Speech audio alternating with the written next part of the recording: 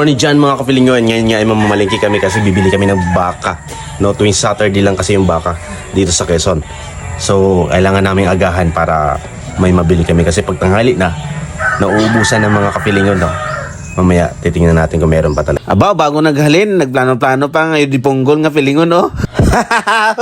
Ko kasi ilipat ang palengke dito sa harapan ng bahay lang para malapit lang bilihan ng baka. Kay mga tamaran, abi amon mga upod sa balay. Ulti maghugas pinggan, dugay-dugay matapos kagdugay-dugay pamugasan. Kinuha ko na nga mga kapilingon ang motor ko nga Reader 150 ay nga way panakwit sa subong, hinulugan gyapon. Joke lang, ano, quits na siya. Cash na yan. Marami nga sa mga mag-anak ko mga kapilingon ang gusto maghiram ng motor ko na to, pero hindi talaga sila makahiram-hiram sa akin. Kahit magluhod-load pa sila maghiram sa akin, magluha sila ng dugo, hindi talaga sila makahiram sa akin ng motor na to na Raider. Mahal na mahal ko kasi ito mga kapilingon. Pero tigid kadalog sa akon Paalis na nga kami mga kapilingon, kasama ko pala ang aking my loves mga kapilingon, nagapaangkas-angkas lang siya. Pero gasakit ang iya buli sina. Sakit ang iya buli sa kaangkas ba. Dumating na nga kami dito mga kapilingon sa palengke.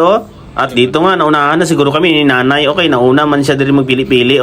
Siguro maubusan niya na kami. Ambot lang siya kung baklo niya ni tanan. Hindi na kami makakaon siya isang amon nga baka ba. Miss na miss na namon magkaon sa baka. Once a month lang nabi kami makakaon sa baka Salamat na lang gid kami kay mayo na lang kay gibinlan niya gid kami isang isa ka kilo pa. Abaw, kabarato lamang galit 300 ang kilo sa baka diri sa Quezon, Palawan. Meron pang baka mga idol. Meron pa. Meron kilo. Latte? 300. Isang kilo ko na.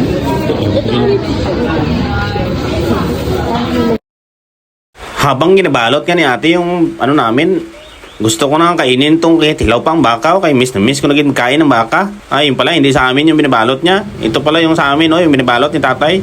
Kanami, naging siya panghakop sa amon nga gibakal nga baka,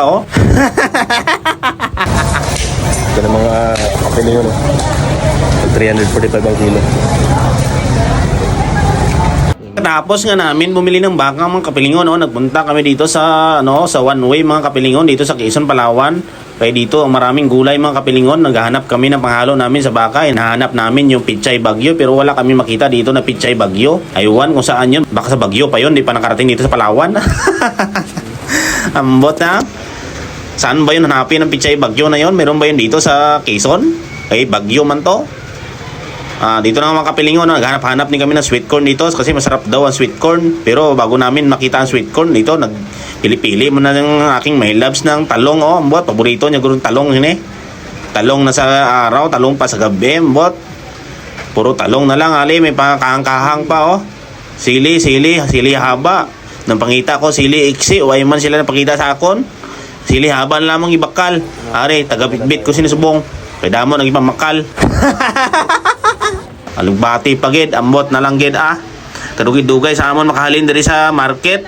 Mas may saging pagid diri nga perti kanami kaunon. Pro way na kami kwarta pambakal. Nagpuli na lang ko diri sa balay una kay perti kadugid-dugay man to sa market sang akon upod. Sino ko mauna na lang ko kay kapoy si sunod-sunod sa imo kay bitbit sang aton dalang perti kadamo na ipamakal mo. Pilingaw.